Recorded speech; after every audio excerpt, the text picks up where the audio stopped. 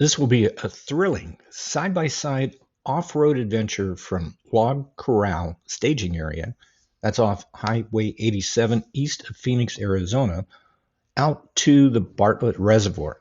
Now, there's only one trail the entire ride, so we shouldn't get lost. That'll be unusual for us.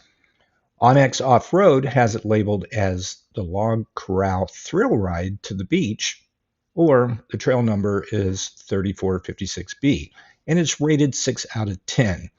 Now, the main reason for that rating is the rock garden. It is a challenge for those of us who don't normally do rock crawling, but I gotta say, it's quite exciting in both directions. In this video, we will review a couple of essential summer accessories I have installed on my UTV, which includes my Super ATV flip windshield and the MSC dual overhead fans. The staging area for Log Corral is right next to Highway 87 south. If you're going north out of Phoenix towards Payson, there is a paved crossover to get you in here. And you'll notice when you first take off, it looks like a very smooth dirt road, but it soon gets to the creek. There's many crossings, and of course, there was no water today, which was disappointing but expected.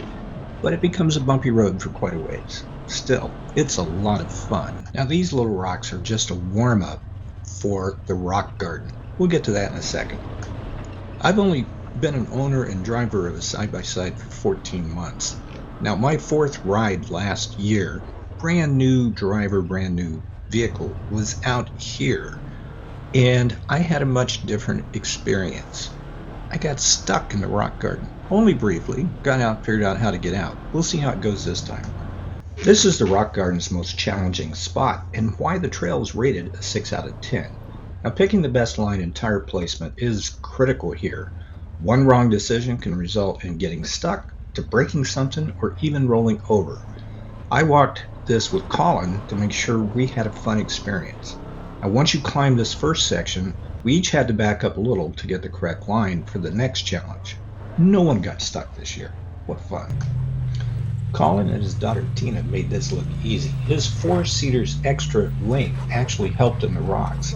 With my shorter length, I could easily wedge opposite corners between the boulders like I did last year. Colin, he was able to apply power and just slide around them. Pretty cool. My drivetrain and skid plate is all stock. I haven't changed anything down there, so only have 15 inches of clearance, 30-inch tires, and I'm always concerned when I get into rocks that I'm going to break something. Well, today worked out great. Now, Larry's a very experienced driver. He's been doing off-road stuff for years.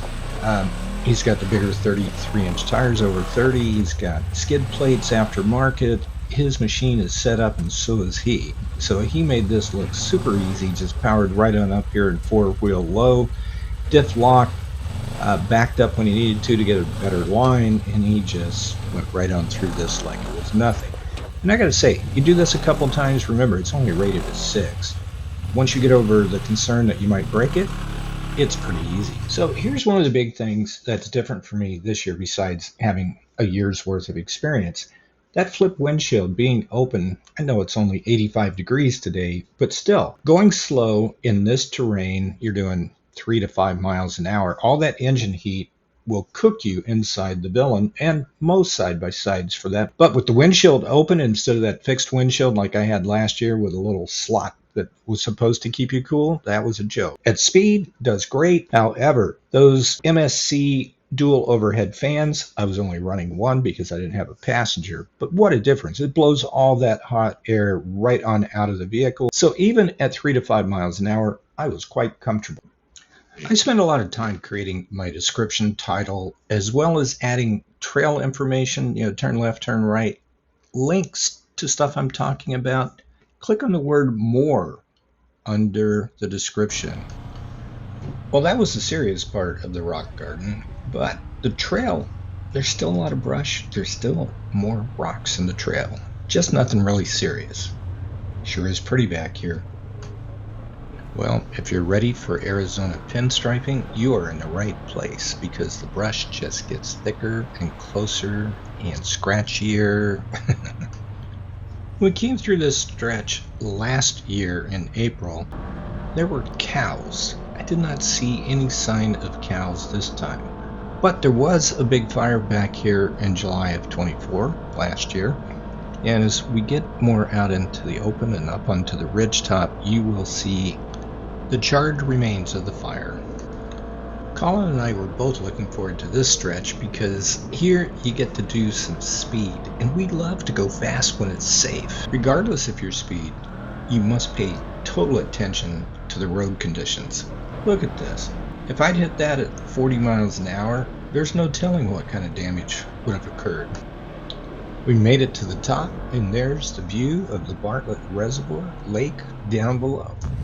The two RZRs are taking the lead. That's Colin and his daughter in the first one, and his dad, Tony, in the second one. That leaves Larry following, and I will bring up the rear as we head down this very fun trail to the lake. Normally, I would tell you how important it is if you want to go fast and be safe is look down when you're up high like this, look for dust trails, and if there's nothing coming towards you, no reflections, any movement, you know it's safe. Here, I don't even need to do that because I'm at the end. Everybody's in front of me. There's a radio. If they see anybody, I can just have fun. And this trail is designed for fun. Now, this section has a little extra challenge because you can see from the drainage, it's made a ditch right in the center of the trail. And I'm trying to stay level because let's say the driver's side were to fall down into that ditch and I'm doing 20 miles an hour, it would just rip up the driver's side or possibly even get stuck. Oh yeah, this is why Larry likes to be at the rear. He can slow down, wait a while, let people get ahead. He knows there's no one out there and go at whatever speed he feels like, which is what I'm doing right now. This is pretty awesome. You know, I'm very lucky to live in this part of Arizona because not far from my home there are so many places to go ride, and the terrain, it just constantly changes. This is amazing. So we pop out of the brush and there's the water. Wow, this is beautiful. Hang left, go up this little rise, no telling if someone's on the other side, or what's on the other side. Always slow down, be careful. Try to be safe. Now we got to figure out where we're going to stop for lunch. Want a view of the water? Would love a shade tree. I don't see one, do you? We kept driving out and, well, there's a shade bush. I don't think we got any shade, but what a great view. Who are you, Tony? Tony, and I'm driving a Polaris Turbo S. What you borrowed from that guy? Exactly. All right. Then Drive it like a rental. Okay, we didn't talk about the damage. So, who are you and what are you driving? I'm Colin, and I've got a Polaris Turbo S. And who's this girl that's trying to get out of the video? This is my beam. This is my daughter. Come on. All right. And then this guy just put his windshield down. How'd you manage to pull that off? And who are you? What are you driving? And who are you? And what happened? I'm Larry. I got my Segway Villain, and I probably got the only fold-out windshield for the Villain. He made that himself. And this, of course, is my machine. Colin has a flight to catch, so there's no time to mess around. Otherwise, we would do a little more exploring. So instead, we're just going to turn around and go right back the way we came. So there's a lot more fun, but I'm going to keep it brief for the video. As we did the climb back up to the top of the ridge, we're back into that U or V-shaped section, a gully, if you will. God, this thing is fun to play in. I have to admit, playing in the gully ends way too soon. Doesn't take very long. We're back up onto the top where we're going to have grand vistas, but we're heading down, so I'm not even going to turn around to look back at the lake. We know from the drive up that the descent out here in the open and the burn area is going to be as fast as we want to go. There are some sections where you definitely want to slow down for your own safety, but we'll soon be back into the trees and the rocks. It'll be great when this area recovers from last year's fire. If you go back and watch my April video from 24, you'll see when it was green how pretty this place was. Right now, it's just very strange. You can see what I mean about the greenery. Look at the difference. We're into the trees. Pinstriping is ready to get us. There's rocks. There's even a little bit of runoff, which is a teeny bit of mud. Nothing serious. It's beautiful back here.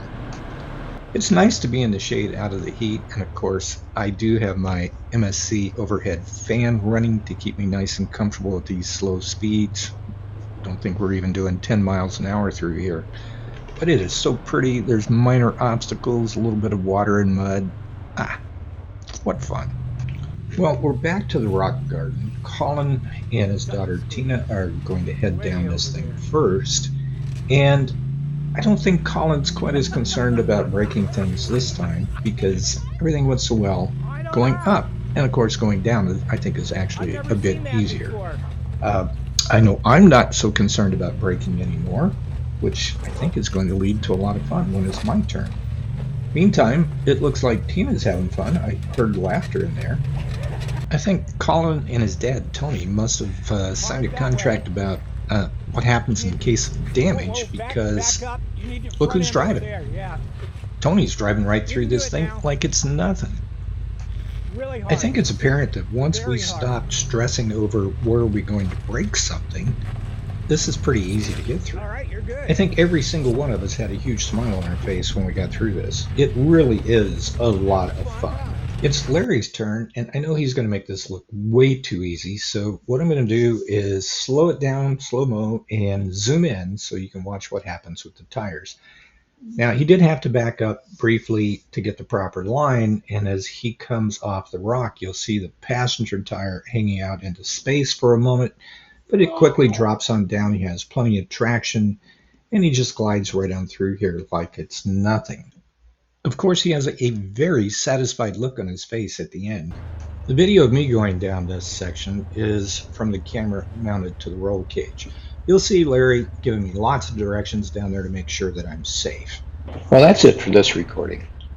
Use the comment section below if you want to share your experience at this location, or maybe recommend an area that you really enjoy. Please keep it clean. I want this to be a family-oriented channel, so review what you type before you submit it. Thanks. I apologize if you happen to hear something during the ride's recording that may not sound family-oriented. I will try very hard not to let certain words slip out during an exciting moment. We'll see how that works. If you found this video helpful or just enjoyed it, please hit the like button below. Share the link with your friends. Be sure to subscribe so you can easily keep up with my latest videos, which will continue to cover things like Segway Villain owners' area of interest, reviews of accessories, where to ride, tips about the Villain, how-to videos, and lots more. Yep, there's going to be more. Thanks for watching.